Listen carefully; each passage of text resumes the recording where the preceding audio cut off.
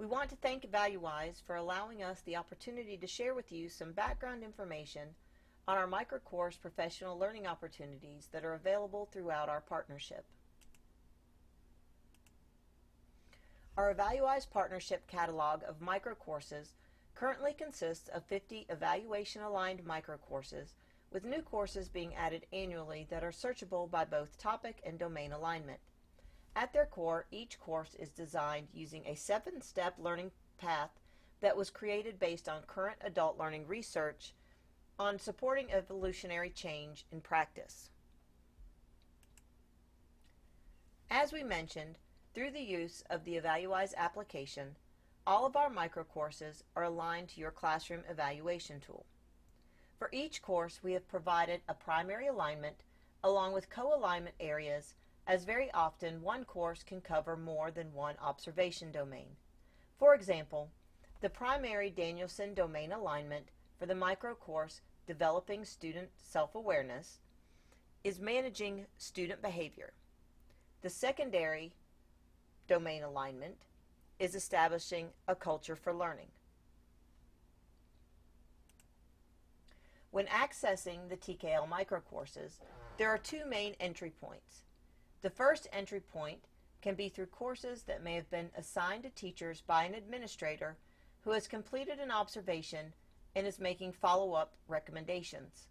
The second entry point can be by teachers conducting their own search of the microcourse catalog using the Evaluwise application. Note that complete access to the microcourse catalog is provided through the use of your Evaluwise username and password.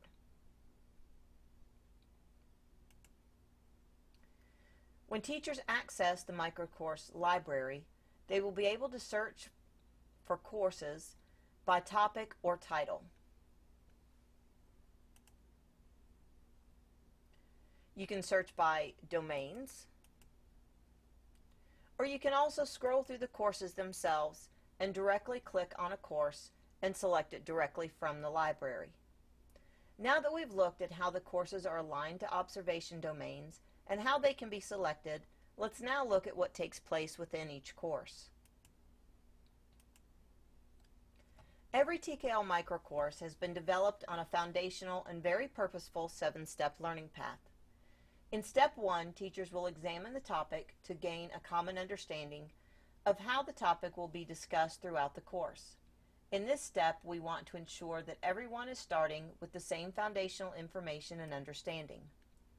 Step 2 involves conducting a self-assessment for the purpose of gathering data to identify teachers' individual areas of needs around the topic. Keep in mind that the purpose is not to necessarily identify deficits, but to look for areas of growth. In step 3, teachers will analyze the data that's been collected in step 2 and set growth goals that will drive their learning throughout the course.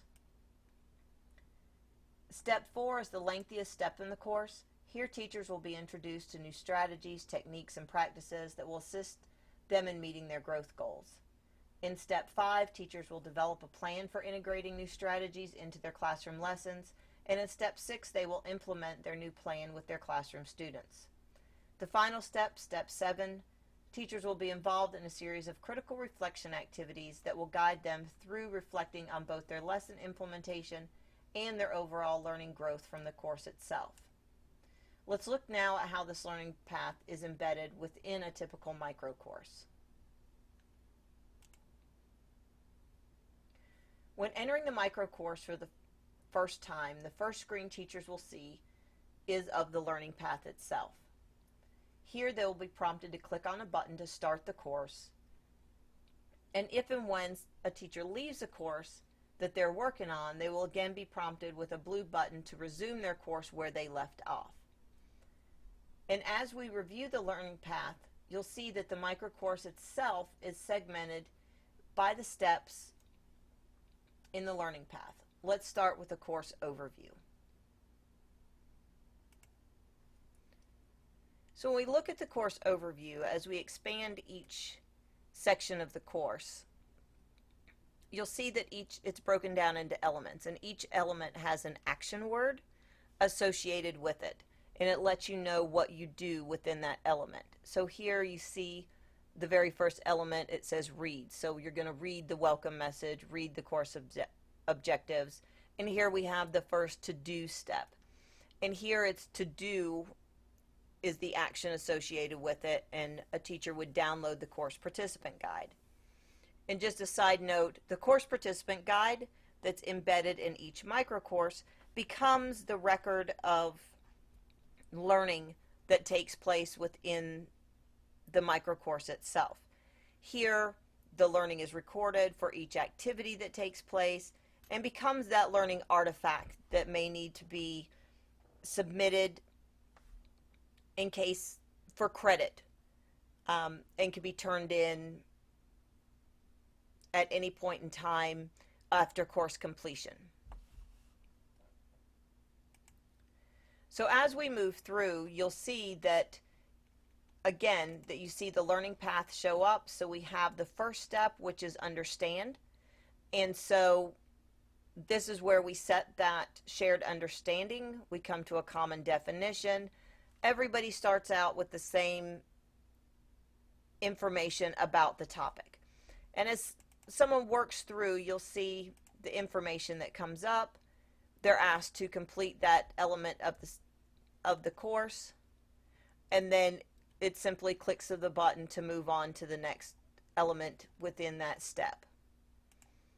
On the last element of the learning path, you'll see that it comes up and it moves you on to the next phase of the learning path. So here you move on to step 2, which is the assessment.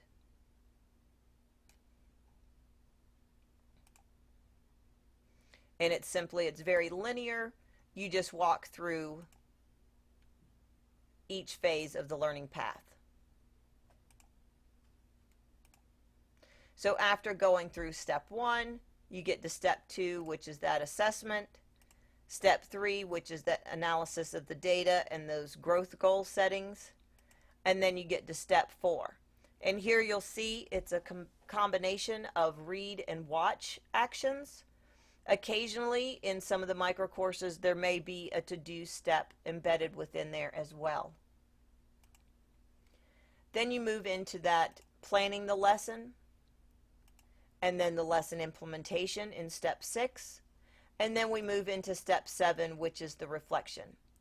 And as we mentioned, when talking about the learning path, there are 2 elements of critical reflection embedded within that step. The first is to analyze the actual classroom implementation of the new strategies. The second element of critical reflection is to analyze and to reflect on the learning as a whole that took place within the micro course. Here, teachers will go back and look and analyze their progress on their growth goals, and look and set new goals and look at what their next steps are around this topic. And so while there are 2 elements that wrap up the actual formalized learning path, there are still 2 elements that need to be completed in order to complete the micro course itself. The first is to complete the course evaluation and feedback. We've added this in because the feedback is extremely important to us at TKL, because we're always looking to refine and make sure that the needs of the teachers taking these micro courses are met. The second is the submission of the completed participant guide. While the participant guide is the personal record of the teacher taking the course, and they can use it however they need, completing it or submitting it for credit as needed back at their school site, the reason we have it submitted here is because this is what signals on the back side of the system itself that the course has been completed. So in order for it to be marked as fully completed, it needs to be submitted here. That's the whole purpose of this. And so that ends our walkthrough of one of the micro courses. And this learning path and what we just walked through can be found throughout all 50 of the current micro courses that are in the catalog, and it can be found in all of the new courses that we are currently working on adding to this catalog. And as when teachers complete the course evaluation, if there are topics that they would like to see added to that catalog, we welcome that feedback as well.